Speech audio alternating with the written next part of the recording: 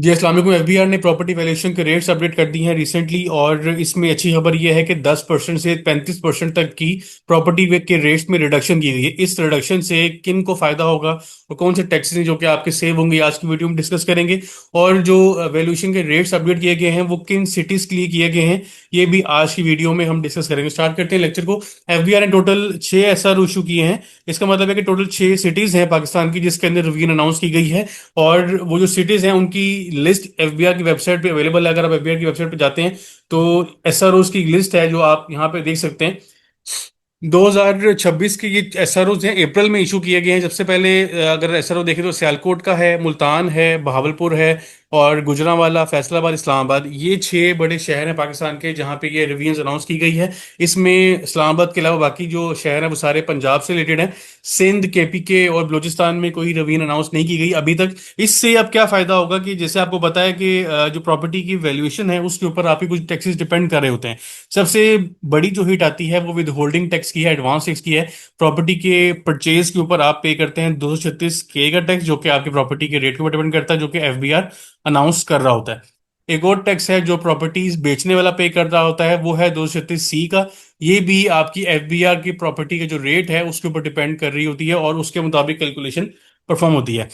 इसके साथ साथ सीवीटी है, कैपिटल वैल्यू टैक्स है, और कुछ फेडरल टैक्सेस हैं जो कि गवर्नमेंट कैलकुलेट करती है आपकी प्रॉपर्टी के रेट्स के मुताबिक।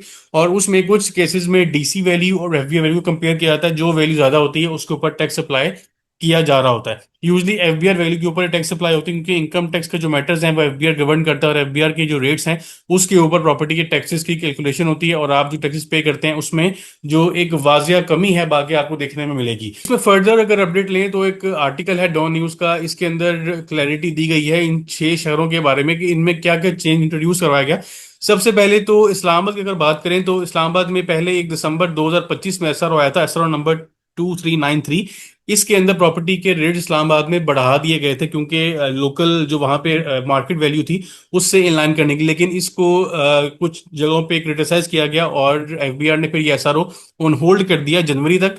जनवरी के बाद एफबीआर ने एक नया एसआरओ इशू किया जिसमें प्रॉपर्टी के रेट्स को इस्लामाबाद में कुछ हद तक रिड्यूस किया। लेकिन फिर भी अभी जो रिडक्शन थी वो एज पर एक्सपेक्टेशन नहीं थी।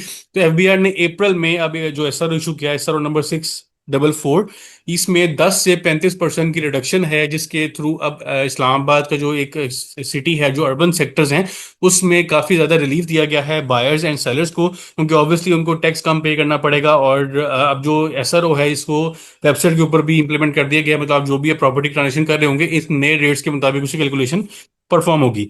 सिमिलरली अगर मुल्तान में देखें तो मुल्तान के अंदर भी एसआरओ नंबर 2024 का जो है 1729 था, जिसको रिप्लेस किया गया, बल्कि अमेंड किया गया थ्रू एसआरओ नंबर 650। इसके अंदर सारे जो एरियाज हैं मुल्तान के उनके रेट्स रिवाइज नहीं किए गए, जबकि एक सिलेक्शन है जो सिटी वाइड रिवोल्यूशन की गई है उसमें कुछ एरियाज हैं मुल्तान के सिलेक्टेड जिनको एफबीआई ने टारगेट किया है और उनकी प्रॉपर्टी के रेट्स में कुछ जगहों पे रिडक्शन की है और कुछ जगहों पे रेट्स को मेंटेन भी रखा है। फैसलाबाद की अगर बात करें तो इसमें एसआरओ नंबर 651 है, इससे पुराना एसआरओ 2024 था। हर 2 साल बाद एफबीआई की प्रैक्टिस है कि वो रेट्स अपने रिवाइज करता है, और अब 2 साल बाद एफबीआई ने रेट्स रिवाइज किए हैं तो उसमें कुछ जगहों पर रेट सेम रखे गए हैं, सिटी वाइज रेट्स रिवाइज किए गए हैं।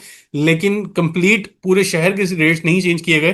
जो पुराना एसआरओ था उसके अंदर कुछ जगहों पे अमेंडमेंट्स की गई हैं, क्यों, ताकि जो अफेक्टेड एरियाज हैं या जो कह सकते हैं कि जहाँ पे प्रॉपर्टी के वैल्यूएशन के रेट्स बहुत ज़्यादा थे, उसको एक नॉर्मल मार्केट वैल्यू के हिसाब से किया गया ताकि लोगों को कुछ रिलीफ दिया जाए। और इकोनॉमिक सिचुएशन के हिसाब से जो बाइंग पावर है लोगों की वो कम हो गई है, उसको भी जहन में रखते हुए एफबीआर ने कुछ रेट्स को मेंटेन किया है, कुछ जगहों पे कमी की है।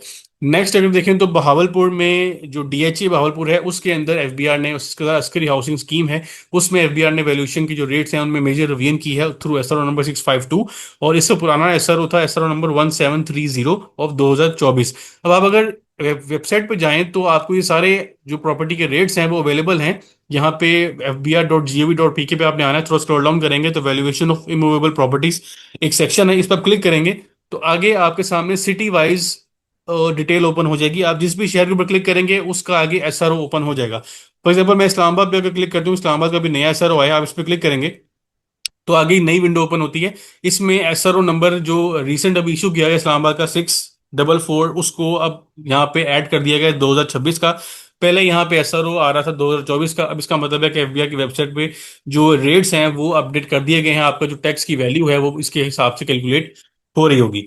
सियालकोट में और गुजरांवाला में देखें तो उसमें भी सेम यही प्लान किया गया है कि कुछ सिलेक्टिव सिटीज जो हाउसिंग स्कीम्स हैं या जो सिलेक्टिव एरियाज हैं जो इन शहरों के, उनको सिर्फ चेंज इसमें इंट्रोड्यूस करवाई गई है, पूरे शहर को चेंज नहीं किया गया। इसमें कुछ रेजिडेंशियल प्लॉट्स हैं या कुछ आपके कुछ हाउसिंग स्कीम्स हैं, उसके अंदर चेंज इंट्रोड्यूस करवा के, ताकि जो रेजिडेंशियल सेक्टर है उसको रिलीफ दिया जाए और वो प्रॉपर्टी की ट्रांजेक्शन जो करना चाह रहे हैं उसमें जो टैक्स की वैल्यू है वो थोड़ी कम कैलकुलेट हो। अब अगर इसको हम थोड़ा डिटेल में डिस्कस करें, इसमें अगर हम इसका मैकेनिज्म देखें, इंटरनेशनली जो प्रॉपर्टी की जो टैक्स का रेट्स कैलकुलेट होते हैं वो आपकी फेयर मार्केट वैल्यू पे कैलकुलेट हो रहे होते हैं। फेयर मार्केट वैल्यू का मतलब है कि जितने की आपने बैंक ट्रांजेक्शन की, क्योंकि वहां पे तो कैश, इंटरनेशनली अगर देखें तो कैश ट्रांजेक्शन, कैश इकोनॉमी को डिस्करेज किया जाता है। लेकिन अगर हम देखते हैं कि बैंक या कैश में किसी भी हद तक अगर हो रहा है, तो टोटल जो भी आपने वैल्यू एक्चुअली में पे की है प्रॉपर्टी के लिए, उसके ऊपर जो फेयर मार्केट वैल्यू उसको हम बोलते हैं, जो आपने एक्चुअली में पे की हो, जो उसका मार्केट का रेट था, उसके ऊपर आपकी टैक्स कैलकुलेशन बेस कर रही होती है। तो इस केस में अथॉरिटीज को खुद से आपका जो प्रॉपर्टी के रेट्स है वो बताने की जरूरत नहीं होती। हर ट्रांजैक्शन का डिफरेंट वैल्यू होती है और उस पर डिफरेंट जो परसेंटेज फिक्स की जाती है, प्रॉपर्टी की वैल्यू फिक्स नहीं की जाती। जबकि अगर हम पाकिस्तान का सिस्टम देखें तो यहाँ पे एफबीआर ने अपने जो रेट्स हैं वो अनाउंस किए हुए हैं, क्योंकि इनकम टैक्स ऑर्डिनेंस में फेयर मार्केट वैल्यू का जिक्र नहीं किया गया।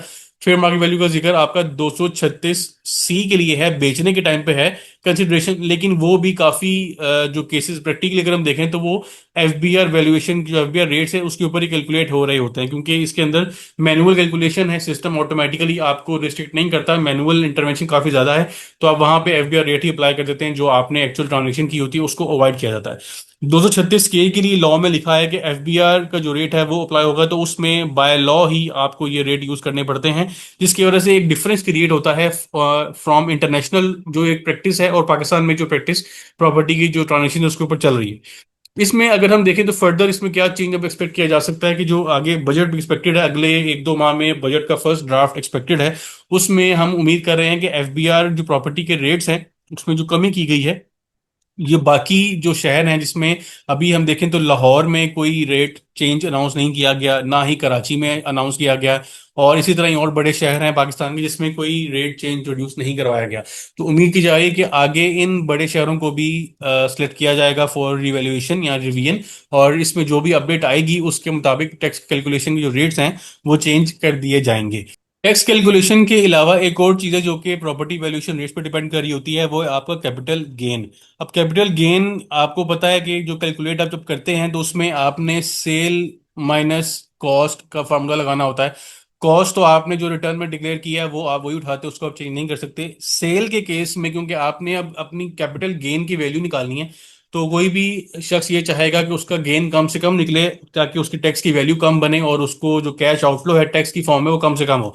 उसके लिए अगर ये फैक्टर उसका कांस्टेंट है, इसमें कोई चेंज नहीं आ सकती, उनकी रिटर्न से उठना है, तो सेल वाला नंबर वो चाहेगा कि वो उसमें मिनिमम साइड हो, तो वो एफबीआर रेट यहाँ पे डालता है, ताकि एफ जो फार्मूला है कैपिटल गेन का उसमें वैल्यू कम निकले और उसका टैक्स कम बने। यहाँ पे जो कंफ्लिक्ट क्रिएट होता है वो क्या है कि सेल के लिए एफबीआर ने इनकम टैक्स ऑर्डिनेंस पर लिखा है कि आपने फेयर मार्केट वैल्यू या फिर जो आपने पैसे एक्चुअली में पे किए, जो आपने पेमेंट की है, इन दोनों में से जो हायर है वो आपने उठाना है for calculation of your capital gain. अब इस चीज को अवॉइड करने के लिए जो इंडिविजुअल्स हैं या टैक्स प्लानर्स है वो क्या करते हैं, बेचने वाला है वो किस तरह टैक्स प्लानिंग करता है कि उसको टैक्स कम लगे, वो जिससे डील करता है उसको बता देता है कि एफबीआर वैल्यू इतनी है तो आप मुझे ये एक्स वैल्यू जो है वो थ्रू बैंकिंग चैनल पे करें, पे ऑर्डर है, चेक है, जो भी ट्रांजेक्शन ऑनलाइन ट्रांसफर करना चाह रहा है तो वो बैंकिंग चैनल पे वो वैल्यू रखता है, वो अमाउंट रखता है जो एफबीआर के मुताबिक कैलकुलेट होती है।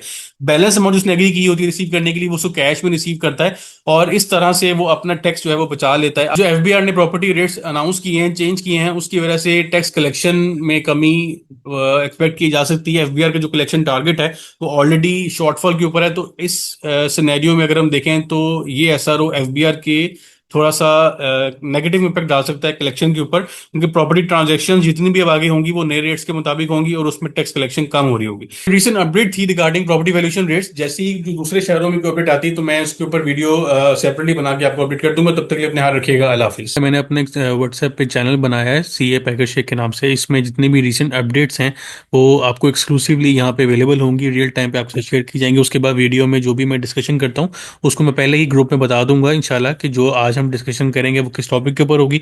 उसके अलावा जो भी नई अपडेट्स आएंगी वो इस चैनल के ऊपर आपको उसके लिंक्स या डॉक्यूमेंट्स आपको अवेलेबल होंगे। तो आपसे रिक्वेस्ट है, मैंने लिंक इस चैनल का डिस्क्रिप्शन में ऐड कर दिया, आप उसको जाकर फॉलो करें ताकि आप रिसेंट अपडेट्स के साथ इन टाइम अपडेटेड रहें।